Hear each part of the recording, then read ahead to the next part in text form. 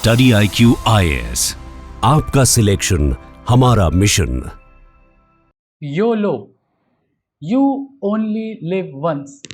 शायद जेनजी इसी स्ट्रैटेजी को फॉलो करता है अपनी ज़िंदगी में। इसीलिए आज का जो हमारा टॉपिक है वो एक बहुत इम्पॉर्टेंट फाइनेंशियल ट्रांसफॉर्मेशन जो इंडियन इकोनॉमी में हो रहा है, इंडिया की फॉर्मल इकोनॉमी में, उसके बारे में हम बात करेंगे। एक अच्छी बात भी है और एक थोड़ी कंसर्निंग बात भी है। अच्छी बात ये कि इंडिया का जो जेनजी है, यानी जो हमारे 30 साल तक के लोग हैं, उन लोगों में एक फॉर्मल क्रेडिट की तरफ ट्रांसफॉर्मेशन देखा जा रहा है जो इससे पहले शायद भारतीय बैंकिंग इतिहास में नहीं देखा गया। यानी फॉर्मल क्रेडिट बढ़ रहा है, बट एक प्रॉब्लम भी है। वो फॉर्मल क्रेडिट जो बढ़ रहा है वो mostly unsecured credit card loans हैं। ठीक है, ये बिहेवियरल चेंज कि आज जीना है, आज खर्चा करना है और सेविंग से हट के काम करना है क्योंकि क्या पता कल हो ना हो, ये जेनजी के बिहेवियरल ट्रांसफॉर्मेशन के बारे में बात करता है। तो यही है आज का हमारा टॉपिक। वेलकम एवरीवन, मेरा नाम है Rishabh, I am economics optional faculty. हम बात करेंगे कि क्या जेनजी एक डेट जनरेशन है, क्या वो सिर्फ डेट के ऊपर जी रहे हैं, और अगर डेट ले रहे हैं तो किन पर्टिकुलर सेक्टर्स के लिए ले रहे हैं। क्योंकि आपने कई बार ये बात सुनी होगी कि अब लोगों में एक वो शो ऑफ कल्चर आ गया है कि सबको आईफोन चाहिए, भले आपके पास आईफोन खरीदने के पैसे ना हो क्योंकि फाइनेंसिंग ईजी हो गई है। आपको 1 लाख की चीज़ 10-10 हज़ार रुपए के या 5-5 हज़ार रुपए के छोटे छोटे EMI में मिल जाती है, तो शायद आप वैल्यू नहीं करते। लेकिन क्या ये सही है? थोड़ा इन डेप्थ जाते हैं, RBI की रिपोर्ट्स देखते हैं और समझते हैं कि क्या है असली बात, क्यों जेनजी को डेट जनरेशन बोलते हैं और कहाँ कहाँ जेनजी अपना ज़्यादातर पैसा या ज़्यादातर क्रेडिट खर्च करता है। चलो शुरू करते हैं। तो देखो, आप देखोगे कि non housing share household debt, देखो अगर हाउस होल्ड डेट हो, हाउस होल्ड डेट मतलब आप, मैं और हमारा जो हाउस होल्ड है, वो लोग जो लोन ले रहे हैं, उसमें अगर देखा जाए तो एक तो होता है हाउसिंग लोन। ठीक, अब हाउसिंग लोन एक ऐसा लोन है जो सिक्योर्ड लोन है। आपका हाउस एक कोलैटरल की तरह बैंक के पास होता है। बैंक वाले बहुत खुशी खुशी हाउसिंग लोन देते हैं कि अगर आप EMI नहीं दोगे 4 महीने तक तो आएंगे वो आपका दरवाजा खटखटाएंगे, आपको बाहर निकालेंगे, आपका घर ले लेंगे। बट हाउस होल्ड में हाउसिंग लोन के अलावा जो लोन्स हैं उनको नॉन हाउसिंग लोन बोलते हैं। अब इसमें कार लोन भी आएगा, इसमें एजुकेशन लोन भी आएगा, इसमें पर्सनल कंजम्पशन लोन भी आएगा। तो अगर देखा जाए 58.4% of non housing retail loan जो है वो आप देखोगे कंजम्पशन लोन है। अप्रॉक्सीमेटली 58% लोन कंजम्पशन लोन है और जो बच गया 42% उसमें कार लोन है, एजुकेशन लोन है, वगैरह वगैरह, जो कि अनसिक्योर्ड होता है, बाकी पर्सनल लोन। ठीक है, अब ये नंबर इंपॉर्टेंट क्यों है? इंपॉर्टेंट इसलिए है क्योंकि लास्ट ईयर जब देखा गया इस बात को तो इट वॉज ओनली 54%। 2020 में ये नंबर 50% था, 2020 में। 2024 में ये 50% था और आज ये 54% था और आज ये 58.4% है। यानी ईयर ऑन ईयर लगभग 4-4.5% का इंक्रीज हुआ है non housing retail share of household debt में, यानी basically finances, credit card, unsecured loans में। और ये बहुत तेजी से ग्रो होने वाला नंबर है। इसके अलावा एक और नंबर है, वो ये दिखाता है कि ये जो अनसिक्योर्ड लोन है या क्रेडिट कार्ड जो है, 50% of the credit card loans are taken by people who are 24 to 30 years of age. यानी 30 साल से कम जो लोग हैं, 30 साल या उससे कम के जो लोग हैं जिनको हम जेन जी में कैटेगराइज करते हैं, 50% of that unsecured credit card loan is to Gen Z. यानी कि दो चीजें हो रही हैं, नए क्रेडिट कार्ड जो यूजर्स बन रहे हैं ज्यादातर वो जेन जी हैं और उस क्रेडिट कार्ड पे जो ज्यादातर लोन भी ले जा रहे हैं वो भी जेन जी। यानी बाय नाउ पे लेटर वाली स्ट्रैटेजी यहाँ पे चल रही है। आज खरीदो, पे करते रहेंगे धीरे धीरे। पहले क्या होता था पिछली जनरेशन में कि पहले लोग थोड़ा सेव करते थे और सेव करके 6 महीने, 7 महीने, 8 महीने सेव करके एक कॉर्पस अमाउंट बनता था और फिर लोग जाके कैश में संभाल लेते थे। अब क्या हो रहा है, पहले लोग खरीद लेते हैं एंड इंस्टेड ऑफ सेविंग वो पैसा धीरे धीरे करके EMIs के तौर पे क्रेडिट कार्ड कंपनीज को या फाइनेंसिंग कंपनीज को देते रहते हैं, बजाज फिनसर्व जैसे, आप लोग भी जानते होंगे। और लगभग 45.5% है household debt to GDP ratio in September of 2025। ये FSR रिपोर्ट है। ठीक है ना, क्लियर। अब कंजम्पशन लोन क्या है? Half of all the house hold borrowings consumption loan है और यंगर कोहर्ट्स फॉर्मल क्रेडिट सिस्टम में ज़्यादा तेजी से आ रहे हैं, यानी कि फॉर्मलाइजेशन तो हो रहा है इकोनॉमी में, बट फॉर्मलाइजेशन हो रहा है अनसिक्योर्ड लोन्स का। ऐसा प्रीवियस किसी और जनरेशन में नहीं हुआ था। तो अच्छा बुरा खट्टा मीठा दोनों चीज़ है यहाँ। अब कंपोजिशन शिफ्ट की बात करें तो ग्रो क्या कर रहा है, non housing retail loan grow कर रहे हैं, और अगर इसका नंबर देखा जाए अदर पर्सनल लोन तो लगभग 17.32 लाख करोड़ है, जो बढ़ा है 9 लाख करोड़ से, यानी 2022 से 2025 के बीच में लगभग 3 साल में लगभग दुगना हो गया है आपका पर्सनल लोन, लगभग दुगना। यानी लोग ज़्यादा कंजम्पशन कर रहे हैं। No that is the problem. India एक कंजम्पशन ड्रिवन इकोनॉमी है, we all know that 62% of our GDP is consumption driven. But ये कंजम्पशन लोन लेके आ रहा है, लोग कमा नहीं रहे हैं, लोन लेके काम चला रहे हैं। वहीं आप देखोगे कि गोल्ड लोन 4.61 लाख करोड़ तक हुआ है, जो 2022 में 74,000 करोड़ था। अब गोल्ड लोन क्या है, आप अपने घर का गोल्ड गिरवी रखते हैं, कोलैटरल की तरह रखते हैं बैंक के पास, जैसे आप बहुत सारा नाम सुने होंगे, मुथूट फाइनेंस वगैरह, और उनसे आप अपने गोल्ड के अगेंस्ट में कैश लेते हैं, उसको गोल्ड लोन बोलते हैं। आप सोचो 74,000 करोड़ से 4.6 लाख करोड़, यानी कि लगभग 6 गुना इंक्रीज आपको देखने को यहाँ मिल रहा है, 6 टाइम्स इंक्रीज 3 साल में। यानी लोग अपने पर्सनल कंजम्पशन के लिए गोल्ड को भी गिरवी रख रहे हैं। हो सकता है पर्सनल ना हो सकता है कि डिस्क्रिशनरी हो सकता है कि यहाँ पे कुछ प्रॉब्लम आ गई हो, कंटिजेंसी फंड चाहिए हो, ओके। और स्मॉल टिकट लोन की बात करें, यानी 50,000 से कम के जो लोन है, 57% ऑफ द मार्केट उसका है। वो मोबाइल के लिए हो, मोबाइल खरीदने के लिए हो, कॉन्सर्ट्स में जाने के लिए हो, कपड़े खरीदने के लिए हो, ट्रैवल के लिए हो, इन सब के लिए यूज़ होता है। तो अगर एसेट क्वालिटी की बात करें तो इस समय तो इंडिया का नेट एनपीए जो है, अब एनपीए के ऊपर हमने ऑलरेडी एक वीडियो बनाई है, वो देख लेना, net NPA gross NPA provisioning क्या है। तो इंडिया का net NPA 0.7%, gross NPA is 1.7%। But ऐसी भी बातें चल रही हैं कि by the end of financial year 27 ये ग्रॉस एनपीए बढ़ के 1.9% हो सकता है, because of all the unsecured loan in the market. ठीक है, उसके अलावा जो फिनटेक है, यानी फाइनेंशियल टेक्नोलॉजी कंपनी, जो छोटी छोटी नई नई कंपनीज आ रही हैं, जो क्रेडिट या लोन्स, आपको मैसेज आता होगा कि 5 लाख का लोन आपके लिए अवेलेबल है, 8 लाख का, वो ऐसी जो छोटी कंपनीज है, छोटे छोटे जो टिकट साइज हैं, लगभग 6.5% के आसपास उनका एसेट क्वालिटी ऐसे छोटे लोन्स में है, अनसिक्योर्ड लोन्स में, जो अगर वापस ना आए तो प्रॉब्लम हो सकती है। इसीलिए आरबीआई क्लोजली मॉनिटर कर रहा है ऐसे स्मॉल टिकट लोन्स को, ताकि कैश फ्लोज के बारे में पता रहे आरबीआई को। ठीक है, और इसीलिए आप देखोगे कि जेन जी क्रेडिट जर्नी को रीराइट कर रहा है, क्योंकि पहले एंट्री लेता है, more product at start, faster expansion में हेल्प कर रहा है इसके फिनटेक कंपनी के। ठीक है, आप देखोगे कि जेनजीज जो हैं हमारे, जो 24 से 30 साल के लोग हैं, वो अपना पहला क्रेडिट कार्ड ऑलरेडी यूज़ कर चुके हैं किसी ना किसी तरह का स्मॉल टिकट पर्सनल लोन लेने के लिए, किसी भी चीज़ के लिए, क्या कंज्यूमर ड्यूरेबल गुड खरीदना है, टीवी खरीदना है, फ्रिज खरीदना है, मोबाइल खरीदना है। इनके पास पहले कोई क्रेडिट ऑप्शन नहीं था, लेकिन जैसे ही क्रेडिट कार्ड आया, इन्होंने अपना पहला ट्रांजैक्शन कर भी लिया है। तो पहले क्या होता था कि लोग 30-35 साल के होते थे तो उनको क्रेडिट कार्ड मिलता था। अब ज़्यादातर लोगों को क्रेडिट कार्ड 22 साल 24 साल में अवेलेबल है, और अब जैसे ही अवेलेबल होता है आपके पास क्रेडिट, तो आप उसका यूज़ कर लेते हैं, जिसकी वजह से एक्सपेंशन बढ़ा है। क्योंकि वर्ड ऑफ माउथ चलता है कि भाई आपका एक दोस्त है, उसने कहा कि देखो मेरे पास क्रेडिट कार्ड है, मैंने फ़ोन खरीद लिया, तो आपके अंदर भी वो लालच आएगा कि हाँ हमें भी खरीदना चाहिए, तो आप भी क्रेडिट कार्ड के लिए जाओगे। तो इससे क्या होता है, एक्सपेंशन तेज़ी से होता है।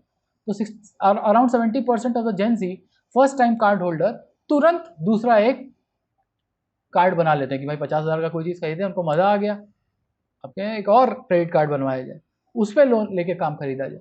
ठीक है, 12 महीने, 1 साल के अंदर 1 से बढ़ के 2, 2 से बढ़ के 3 ऐसे क्रेडिट कार्ड बनते जाते हैं। और पर्पस का शिफ्ट हुआ है। क्यों हुआ है?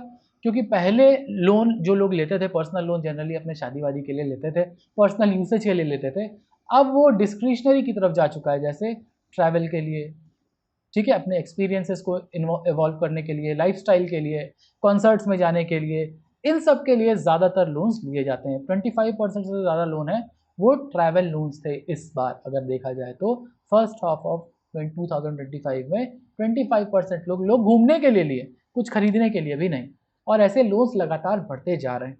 इससे ये समझ में आता है कि भारत में जो कंजम्पशन हो रहा है उसमें एक ड्रास्टिक शिफ्ट भी देखने को मिल रहा है। लोग अब थोड़ा अपनी खुशी के लिए, वैल्यू डेवलपमेंट के लिए खर्च कर रहे हैं, rather than just for their daily needs. ठीक है। इसके अलावा अगर हम बात करें कि बैलेंस शीट के बाहर अगर बात की जाए तो सेविंग्स फर्स्ट से क्रेडिट को एज अ टूल यूज करता है जेंजी, जो कि हमने आपको बताया कि पिछली जनरेशन क्या करती थी, पहले सेव करती थी फिर खर्च करती थी। अब जनरेशन क्या कर रही है कि पहले खर्च कर दे रही है और अपनी कमाई से थोड़ा थोड़ा पैसा वो कटवाते जा रही है। इससे क्या है, एक्सपीरियंशियल इकोनॉमी बन रहा है। एक्सपीरियंस मतलब अपने एक्सपीरियंसेस को एनहांस कर रहे हैं, ट्रैवल कर रहे हैं, घूम रहे हैं, कॉन्सर्ट्स में जा रहे हैं, कहीं भी मतलब जहाँ उनको अच्छा लग रहा है, जिससे उनका वैल्यू डेवलपमेंट हो रहा है, जो बेसिकली उनको डोपामीन का एक इफेक्ट दे रहा है, वहाँ पे खर्चे ज़्यादा हो रहा है। डिजिटल नेटिव फ्रिक्शन कोलैप्स, यानी कि डिजिटल फर्स्ट वाली बात चल रही है, क्योंकि आप क्रेडिट कार्ड मिलना बड़ा आसान हो गया। आप स्विगी पे कुछ खरीदो, आपको क्रेडिट कार्ड आ जाएगा कि ये वाला क्रेडिट कार्ड खरीद लो, आपको आसानी से मिल जाएगा। अब क्योंकि डिजिटली सब मिल रहा है ज़्यादातर, आपके कई बार तो आपका कोई सैलरी स्लिप या कुछ भी नहीं देखना होता। इससे जो फ्रिक्शन होता है ना कि लोन लेने के लिए आपको पहले बैंक के पास जाना है, फिर आपसे वो 4 तरह के डॉक्यूमेंट मांगेंगे, वो फ्रिक्शन खत्म हो रहा है। क्योंकि अब क्रेडिट मिलना या लोन मिलना आसान हो गया है, तो लोग ऑब्वियसली क्रेडिट कार्ड की तरफ जा रहे हैं। और उसके अलावा सोशल मीडिया एम्पलीफिकेशन, कि आप अपनी एक bigger than your life size दिखाते हो, ठीक है, आप your life style is so big, so large, so huge, तो उसको देख के और लोग भी क्या होते हैं, प्रेरित होते हैं कि अरे यार ये ऐसा कर रहा है तो हमें भी ऐसा करना चाहिए। तो इसकी वजह से भी आप देख रहे हो कि क्रेडिट कार्ड कंजम्पशन बढ़ रहा है, क्योंकि एक दूसरे से देख के लोग और अपने भी लाइफस्टाइल को इंप्रूव करने की कोशिश कर रहे हैं बियॉन्ड देयर मीन्स। वो कैसे हो रहा है, क्रेडिट कार्ड के थ्रू हो रहा है। आई होप आपको इंटरेस्ट आ रहा होगा इसमें, ठीक है। और अगर आपको इन सब चीज़ों में इंटरेस्ट आ रहा है, साथ साथ ही आपका इंटरेस्टिंग फैक्टर इकोनॉमिक्स है और उसमें भी इंटरनेशनल ट्रेड है, तो हमारे इकोनॉमिक्स ऑप्शन का बैच 25 तारीख से शुरू हो रहा है इंटरनेशनल इकोनॉमिक्स से। अगर आपको प्रीलिम्स, मेंस, इंटरव्यू इन तीनों में बेहतर स्कोर करना है, टॉप रैंक लानी है और एक अच्छा ब्यूरोक्रेट बनना है, क्योंकि अंततः भारत की इकोनॉमी भारत की दशा और दिशा तय करेगी। तो अगर भारत की इकोनॉमी में आपको योगदान देना है तो इकोनॉमिक्स ऑप्शन से ज़्यादा अच्छा ऑप्शन एज अ ब्यूरोक्रेट आपके लिए नहीं हो सकता। और सोने पे सुहागा ये है कि हमारी फ्रीडम सेल चल रही है, जहाँ पे आपको लगभग 79 to 80% का ऑफ मिलेगा और वैलिडिटी भी डबल मिलेगी, ताकि आपको मेंटर सपोर्ट आप जब तक अपना एग्जाम निकालते हैं तब तक वो मिलता रहे। अगर आप यूज़ करेंगे कोड HS Live, आपको इकोनॉमिक्स ऑप्शन बैच में एडमिशन मिलेगा at the lowest cost through out the year. हमारे इंडिपेंडेंस डे सेल में आपको लोएस्ट प्राइस मिलता है। तो लोएस्ट प्राइस पे अगर आपको कोर्स चाहिए जो आपका प्रीलिम्स, मेंस, इंटरव्यू सब सॉर्ट कर दे और आपको एक बेहतर ब्यूरोक्रेट बनाए जो भारत के डेवलपमेंट में ज़्यादा योगदान दे सके, तो और अगर खासकर आपका बैकग्राउंड इकोनॉमिक्स में है या आप स्टेम बैकग्राउंड से यानी साइंस, टेक्नोलॉजी, इंजीनियरिंग, मैथमेटिक्स है, तो इससे अच्छा आपके लिए ऑप्शन नहीं हो सकता। तो if you want any more details और यू हैव डाउट, और अगर आपको एडमिशन्स चाहिए तो reach out to me on economics Telegram या इंस्टाग्राम पे, और write to me on study@studiiq.com। I will reach out to you. अब हम बात चेंज करते हैं, इधर आते हैं वापस पढ़ाई लिखाई पे। बिहेवियरल इंजन जो BNPL, बाय नाउ पे लेटर के पीछे, तो BNPL कोई ह्यूमन वीकनेस नहीं है, वो एक सिस्टम समझने की बात है। प्रेजेंट बायस क्या है? प्रेजेंट बायस ये है कि आज जो हमें खुशी मिल रही है उसके लिए हम कोई महंगी चीज़ खरीद लिए बिना ये सोचे कि क्या फ्यूचर में उस चीज़ के लिए हम धीरे धीरे करके पे कर पाएंगे भी या नहीं। और जब वो लोड, पेइंग का लोड 1 महीने बाद हमारे ऊपर आता है, तो फिर हमको समझ में आता है कि अरे मेरे पास तो ये परचेजिंग पावर था ही नहीं। तब फिर लोगों के ऊपर स्ट्रेस आना शुरू होता है। ये एक प्रॉब्लम ये भी है, ठीक। मेंटल अकाउंटिंग, तो ईच इंस्टॉलमेंट आपके लिए एक छोटा छोटा एक्सपेंस बन जाता है एक लार्ज लाइबिलिटी का, instead of a large liability, ठीक है। तो इससे एक फायदा भी है। फायदा ये है कि जो एक साइकोलॉजिकल कॉस्ट ऑफ स्पेंडिंग है वो कम हो जाता है। कि भाई 1 लाख की चीज़ आप खरीद रहे हो और आपको मंथली 5,000 ही देना है, तो 1 लाख की जगह आप क्या सोचते हो कि 5-5 हज़ार करके तो हम पैसा चुका ही देंगे, तो 1 लाख की चीज़ आपके लिए 5,000 की हो जाती है। But that also causes over confidence, क्योंकि यूज़र ओवर एस्टिमेट कर देते हैं अपनी फ्यूचर इनकम को कि अरे आज हम 50,000 कमा रहे हैं, धीरे धीरे करके 1 लाख तक तो हम पहुंच ही जाएंगे 2 साल में। बट ये ओवर एस्टिमेट हो जाता है, इकोनॉमी खराब हुई तब, और क्योंकि वो ज़्यादा लोन लेते हैं कई बार वो वापस नहीं कर पाते, दैट इज़ अ प्रॉब्लम। इसके अलावा FOMO, fear of missing out, social proof, यानी सोशल कंपैरिजन, सोशल मीडिया का वैलिडेशन उनको और लोन लेने के लिए प्रेरित करता है, प्रेशराइज करता है। और डेट एक इल्यूजन है, यानी मल्टीपल स्मॉल ऑब्लिगेशन, यानी multiple small small small small ticket size के लोन्स एक बड़े डेट से ज़्यादा आसान लगते हैं एट फर्स्ट। यानी आज हम 50,000 का ले लिए, कल हम 10,000 का ले लिए, फिर 25,000 का ले लिए, पर जब आप वापस करने जाओगे वो लोन, तो आप ही जो ईएमआई कटेगा 4 लोन का, वो आप ही की सैलरी से कटेगा। तो एट फर्स्ट आपको भले लग रहा हो कि आप छोटे छोटे लोन ले रहे हो, बट अल्टीमेटली जो आपकी ईएमआई कटेंगी आपकी सैलरी से, वो एक बड़े लोन के बराबर ही होंगी। But at the time you are taking a personal loan, आपको ये बात समझ नहीं आती। तो अगर आप फाइनेंशियली अपनी बुद्धि सही जगह रख के लोन ले रहे हो अपने फाइनेंशियल मीन्स के अकॉर्डिंग, तब तो वेल एंड गुड।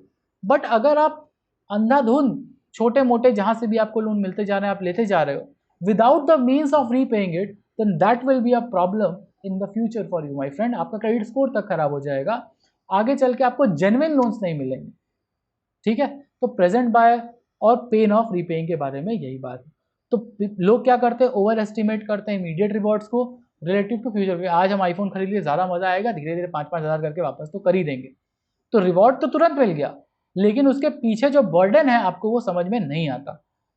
ठीक है, और कैश जो है वो एक साइकोलॉजिकल फ्रिक्शन भी क्रिएट करता है कि अगर आपको अपनी जेब से निकाल के पैसा देना हो तो आपको लगेगा कि यार 1 लाख रुपए हम दे रहे हैं, तो आप सोचोगे 2 बार। लेकिन आपको मालूम है कि लोन से मिला हुआ है, कट जाएगा आपके अकाउंट से, तो जो साइकोलॉजिकल प्रेशर एक हो सकता था, वो फ्रिक्शन जो हो सकता था, वो खत्म हो जाता है।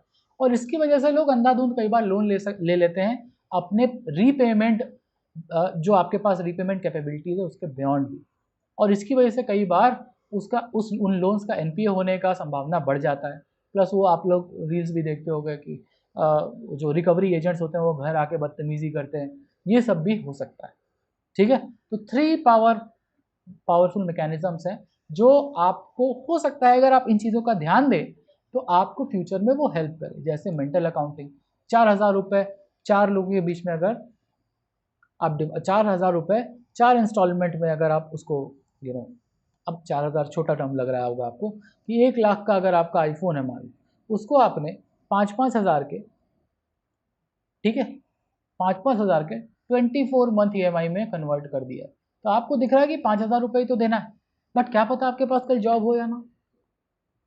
ठीक है, तो आप सिर्फ इंडिविजुअल ईएमआईज को देखते हो कि 5,000 तो देना है, 5,000 तो देना है, बट ये जो 5,000 आप दे रहे हो उसके ऊपर आप इंटरेस्ट भी तो पे कर रहे हो। अगर आप नो कॉस्ट ईएमआई नहीं है आपके पास तो आप इंटरेस्ट भी पे कर रहे हो।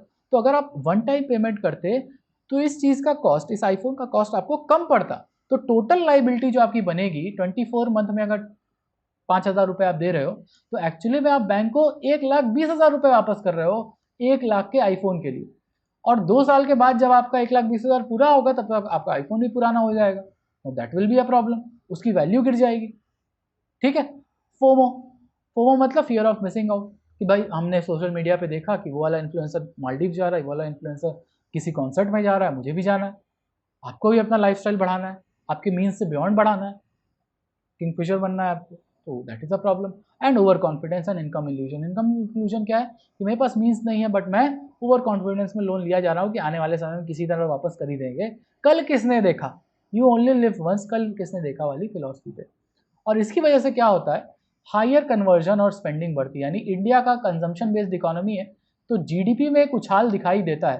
क्यों? क्योंकि कंजम्पशन बढ़ा है। बट आगे चल के हो सकता है ये परचेज रिग्रेट हो कि आपने इंपल्सिवली कुछ खरीद लिया, बाद आपको बाद में समझ में आया कि यार इसका तो मेरे लिए यूज़ ही नहीं है, आईपैड लेके बैठे हैं, हमको यूज़ ही नहीं है, 1 लाख रुपए हम फंसा दिए। इसके बाद आपको फाइनेंशियल स्ट्रेस होता है कि अब इसका पैसा तो हमको वापस करना ही है। क्योंकि अगर आप 1 लाख का मान लो आईपैड लेके बैठे हुए हो, आगे चल के हो सकता है आपके घर में आपको फ्रिज खरीदना हो, वो जो कि इंपॉर्टेंट है, लेकिन आपके पास क्रेडिट कार्ड में बैलेंस नहीं है, आप नहीं खरीद सकते। और प्लस जो अनयूज्ड आइटम है आईपैड जो आपने खरीदा, आप यूज़ नहीं कर रहे हो, लेकिन फिर भी उसका पैसा आपको धीरे धीरे करके वापस देना होगा, दैट इज अनदर प्रॉब्लम। ठीक है, उसके अलावा अर्ली ओवर लेवरेज रिस्क, कि अपने मीन से ज़्यादा अगर आप लोन ले लिए तो ओवर लेवरेज का रिस्क आ जाएगा और उससे आपका क्रेडिट स्कोर जो है वो नीचे जाता जाएगा, and that will be a problem in the future for you. ठीक है, तो बेसिकली अब क्या कर रहा है सिस्टम, आरबीआई मॉनिटरिंग बढ़ाया है अनसिक्योर्ड लोन्स। ठीक है, और इसके बाद एक और अच्छी चीज देखी गई है कि हर जेंजी बोरोवर ओवर लेवरेज नहीं है। जैसे जैसे फाइनेंशियल लिटरेसी बढ़ रही है, जो कि एक अच्छी बात है, जेंजी में खासकर जो हमारे एजुकेटेड जेंजी यूथ हैं उनमें फाइनेंशियल लिटरेसी प्रीवियस जनरेशन से बेहतर है। तो इसीलिए आप हेट्रोजेनिटी देखोगे, हर जेनजी बोरोवर ओवर लेवरेज नहीं है, कुछ एक हैं, ठीक है। तो इससे क्या है, रिस्क का कंसंट्रेशन एक पर्टिकुलर इनकम वर्ग की तरफ ज्यादा है। प्लस डिजाइन मैटर मतलब जो प्रोडक्ट बेचा जा रहा है, जो क्रेडिट कार्ड बेचा जा रहा है, उसका आर्किटेक्चर बेहतर हो कि अगर मान लो आप अनसिक्योर्ड लोन दे रहे हो तो इनकम जनरेशन या उसका पैन ये सब देख के दो, ठीक है। उसकी कंजम्पशन उसके इनकम पे बेस्ड होनी चाहिए, तो उसका जो क्रेडिट लिमिट हो, जो जिसको भी आप क्रेडिट कार्ड दे रहे हो उसके इनकम पे बेस्ड हो, जिससे ये जो बायसेस हैं इंडिविजुअली उसकी भी कंटेन हो जाएगी, और दूसरी चीज जो बैंक के ऊपर लॉस आएगा वो भी कंटेन हो जाएगी। तो that is the two things that can be done. तो कंज्यूमर को अपने क्रेडिट लिमिट को एज डेट देखना चाहिए, इनकम नहीं। इसीलिए कहा जाता है कि 30% से 40% अपने क्रेडिट लिमिट का 30 से 40% से ज़्यादा आपको खर्च नहीं करना चाहिए। वो आपकी इनकम नहीं है, तो आपके ऊपर लोन है, और आपके मंथली ऑब्लिगेशन को आपको लगातार ट्रैक करना चाहिए, ताकि आप अगला लोन लेने से पहले 4 बार सोचें कम से कम कि अभी मेरा इतना EMI कट रहा है, एक और लोन हम ले सकते हैं कि नहीं। लेंडर्स के लिए क्या है, पहले आप चेक करो कि ओवरऑल एक्सपोजर कितना है, जिस पर्टिकुलर आदमी को आप क्रेडिट लोन देने जा रहे हो उसका ओवरऑल लोन के ऊपर एक्सपोजर कितना है। कि ऑलरेडी पता चला 20,000 का EMI भर रहा है, तो आपका भर पाएगा वो, ठीक है। और फ्रिक्शन क्रिएट करो रैपिड रिपीटेड यूज के ऊपर।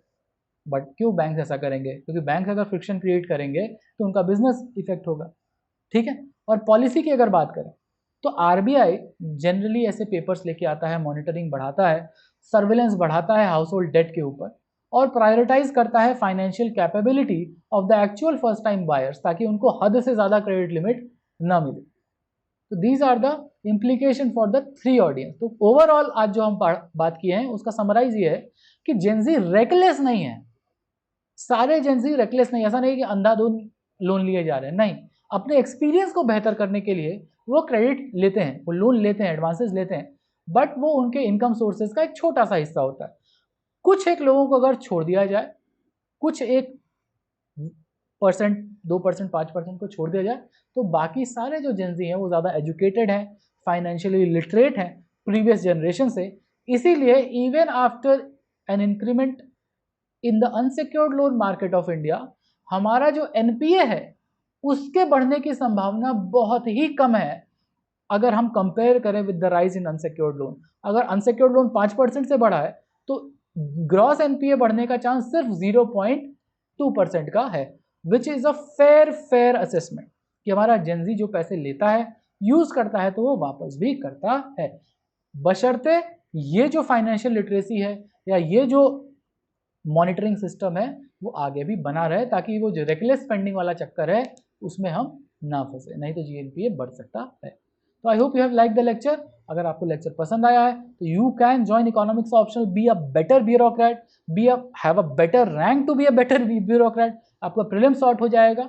So welcome everyone the economics optional का इंटरनेशनल इकोनॉमिक्स का क्लास। मिलते हैं क्लास में। अगर आप आज एडमिशन लेते हो या कल एडमिशन लेते हो, 15 अगस्त तक अगर एडमिशन लेते हैं तो आपको 80% तक का डिस्काउंट मिलेगा। The maximum discount study IQ offers through out the year. और आपको कोई भी डाउट है, फॉलो मी ऑन हिप्पोनॉमिक्स। मिलते हैं क्लास में। Thank you everyone, bye bye, have a good day.